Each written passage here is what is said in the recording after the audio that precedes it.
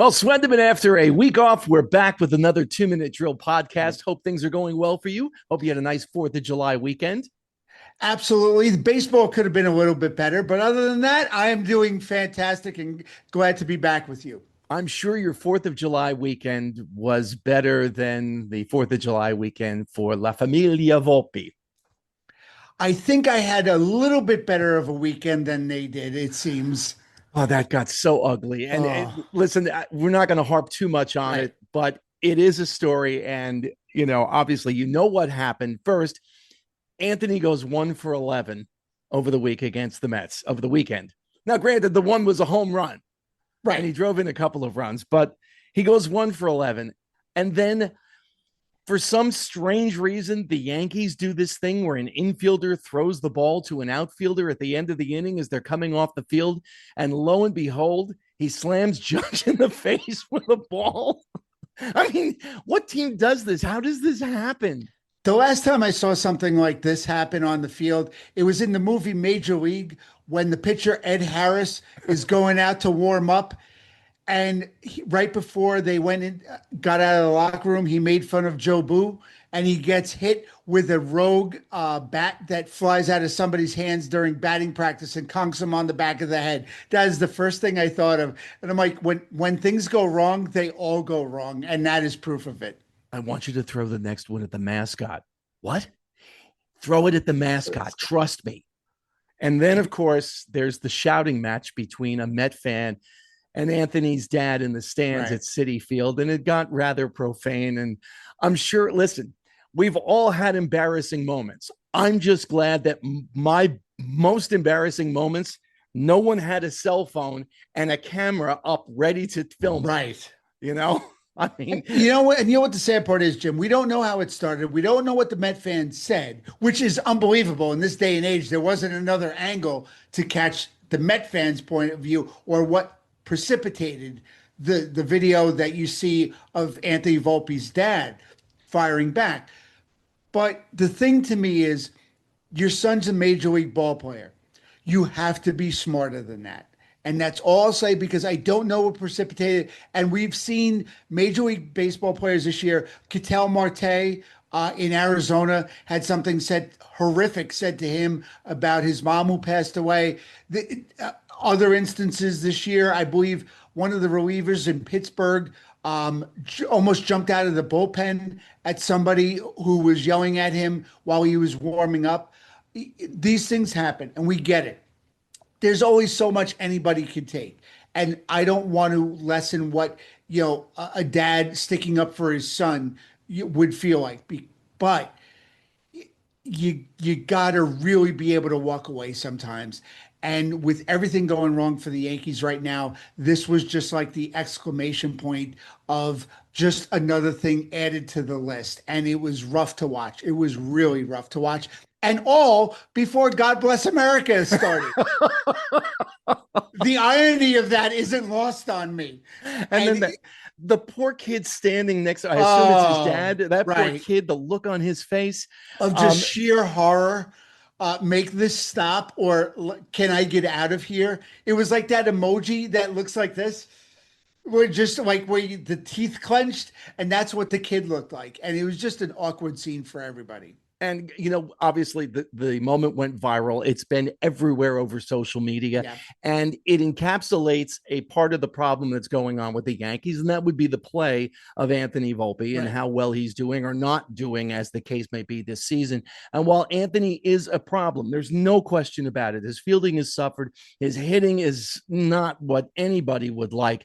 He's just one of a myriad of problems that affect that team right now, whether it's Jazz Chisholm underperforming at third base, and we all know he shouldn't be at third base. No. He should be at second. Whether there are some other issues going on, Grisham in the outfield, there were a couple of plays over the weekend like, what are you doing here, pal? There have been pitching ups and downs, and a lot of it points to the people at the top, and that would be the manager and the general manager. And while I don't think the Yankees should be doing what the Washington Nationals just did in firing their GM and manager, and the Nationals obviously are not making the playoffs this year. Right. But clearly something has to be done.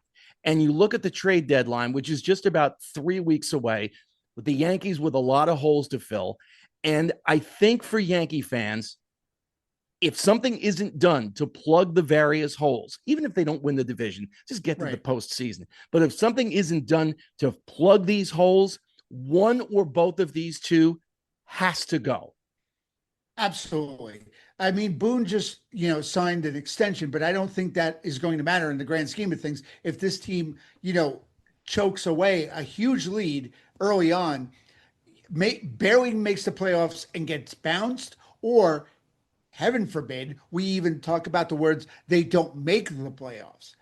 And the way other teams are coming on in the AL East right now, especially I'm looking at you, Toronto Blue Jays. I mean, it's very conceivable. Boston is getting better. Baltimore will figure it out. Tampa is coming not on. This year. The Orioles, they're done. They're done. Okay, Forget them. Fair Forget point. them. All right. So what about Tampa? Tampa's starting to make some noise. They are starting to figure it out. So you have 3 out of maybe 5 teams that are figuring it out or playing much better ball than they were at the start when the Yankees were surging right out of the gate. It's going to be a problem, I'm telling you. And there are other AL teams playing very well. So all in all, the Yankees better figure this out quick. And there's too many holes to just, do the patchwork at the deadline like Cashman usually does. I think they really have to look, at the All-Star break as a time to reset and hope that Volpe, among others, has their get-right moments. Because this isn't going to be just a get-right game for Volpe. I'm telling you, Jim, he needs to be put down in the order. And I think he needs a couple games off. This All-Star break may be coming at the best time for Volpe because he needs to hit the reset button more than anybody else on this team. And they need him right. And when you play shortstop for the Yankees, it's like playing quarterback for the Dallas Cowboys or any other of the herald positions in sports. You need to be right and you need to be focused and you need to be playing well. And he's not doing any of that right now. He just needs to refocus or restart something to get him going on the right track. A lot of the reaction on social media over the past 3 or 4 days, and maybe even a little bit longer, has been Yankee fans have really started to turn on Anthony Volpe. There's no question about it. They want him sent down to the minors. They want this, they want that. And you're starting to hear the names of a couple of other young players. Now, my feelings on Anthony Volpe. The Yankees rushed him. There was no need to bring him up in 2023. He wasn't ready. And there was no clamoring for him to come up. We mentioned Roman Anthony a couple of weeks ago on this podcast. Roman Anthony did everything he could for the Red Sox at the AAA level. They were wasting his time there. They bring him up, and what does he do? He struggles. What was he, like 5 for his first 44 at bats, hitting about $110 or something like that? Yes. It's a hard game to play. And this was a kid, again, who had done everything needed to do at the AAA level. So Yankee fans are looking down on the minors, and all you keep hearing about is this kid, George Lombard Jr. Right. George Lombard Jr. Well, let's pump the brakes a little bit because George is 20 years old and he's in AA. Are you going to rush another kid? You're going to burn another guy? Right. Oh, wait, we've got another kid, Roderick Arias. He's another 20-year-old stud. He's in single A ball. Right. What are we going to do? Rush him and burn another one out? They're not ready. They're not ready. Anthony wasn't ready. These two kids aren't ready. You got to pump the brakes. And I mentioned to you before we came on, Jaron Duran from the Red Sox just did a podcast with Jared Carabas and the Section 10 guys. Right. And one of the things that Duran said is they don't prepare you at AAA for the major league level. And what he meant by that was at the AAA level, you're going to see, if you see 4 pitches in at bat, 1 is really, really good. Right. And the other 3, you're going to get a mistake, and you'll get more than 1 mistake.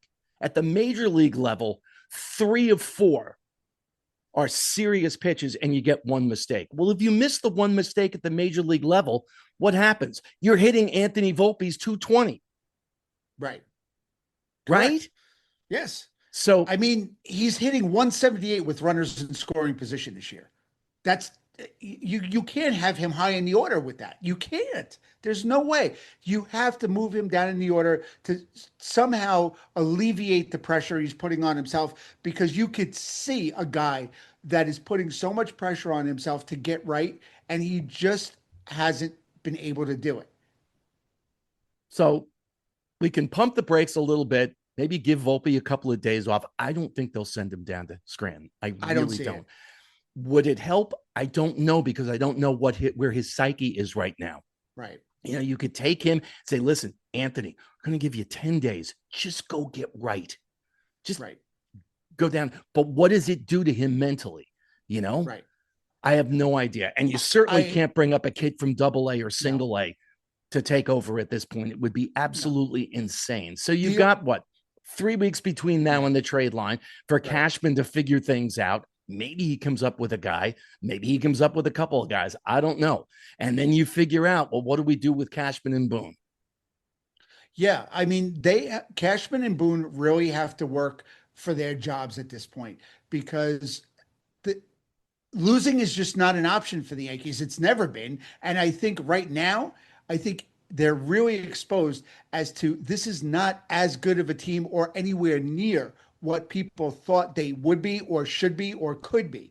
And Cashman has, long heard the oh well, it's easy when you have, Yankee money to throw around to get the fixes right. Well, for the most part, if you look at the trade deadlines for the last couple of years, Cashman hasn't gotten it right.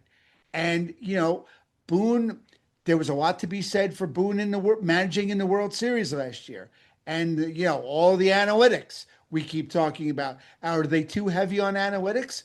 I think so. But you know what? I'm not managing in the major leagues. Boone is. He's got to figure this out. He's got to get his guys right. He's got to rally them and say, you know what? Maybe he's got to be a little hard on them. Sometimes he's always protecting them. Maybe he's got to give them a little, rougher edge sometimes to get them going. Because right now he's coddling them. Boone, it ain't working. I have a feeling that were it not for that home run in 2003, Aaron Boone might not be where he is. And you hear a Right. lot of Yankee fans saying, well, George, we're here. He'd have fired him. Yeah, he'd have fired him and brought him back a half It, dozen times. So Boone let's would not still go be there. exactly. Boone would still be where he is because he got hired twice back already. Yeah. I mean, he was Billy Martin. I mean, look at Billy Martin and so many others. That George fired and rehired over the years, and people were complaining about George never letting anybody just manage. So pick your poison, people. It's got to be one way or the other. You can't be in the middle of the road on this. And I think they're going to have till the end of this year, and then after that, they're going to have to make a decision on who stays and who goes. Maybe it's Cashman, maybe it's Boone, maybe it's both. But we're gonna see by these next 3 weeks, and I think that's going to decide a lot. One of my favorite quotes that I heard in the press box, Yankee Stadium. This is going back at the height of George firing and bringing Billy back off and Right. on, off and on, off and on, was Mike Lupica of the Daily News. And he Oh turned to boy. he turned to a group of us and said, anybody got the managerial probabilities for the Detroit series? And we all just exploded in laughter because you knew, like, at any point, George Right. could just pop a cork. Right. Absolutely. And I mean, I think the stability has been a good thing for this franchise, No for question. having Cashman over the year, stay over the years and oversee the goods and the bads. I like that Cashman has been here this long, but at some point, you're going to have to look at somebody and go, all right, well, they're getting to a certain point. Yes, they got to the World Series last year, but when you're the Yankees, you have to win it. You can't just get there. And as soon as they played the Dodgers, Jim, I mean, we've talked about it. They got exposed bad. They went through a very weak American League, conference and got to the World Series. And the Dodgers let them have it. And the Dodgers laughed their way to the World Series. I mean, to winning the World Series. This year, it's not going to be as easy to get to the World Series. You're going to have to fight. And there are a lot of up and coming teams, and we're going to see what they're made of over these next 3 weeks and see what they do to get themselves through the trade deadline. So this time next week, we'll be at the All-Star break. Anthony, deep inhale, slow exhale. Yeah. Woosah. And maybe Dad should stay away from maybe somebody with a cell phone for maybe a while. They should. Maybe even if the Steinbrenners charge him, maybe he should go get a skybox and watch from there for a while, like Juan Soto's mom does in Citi Field. Maybe that's why Soto got the private box. See, exactly. He knew. And I mean, we joke, but you know what? Discretion is the better part of valor. And when you're the parent of a major leaguer, it's got to be tough, but you got to just be smarter than that and just let it roll off or walk away or whatever you have to do to just not engage with the fans. You know the drill by now. Download, subscribe, give the thumbs up, all of that good stuff. Hit the bell on YouTube. If you like what we do, tell a friend. If you don't, tell an enemy. Just tell somebody. And Swendeman, we'll talk again next week. You got it, Jim. Have a good one.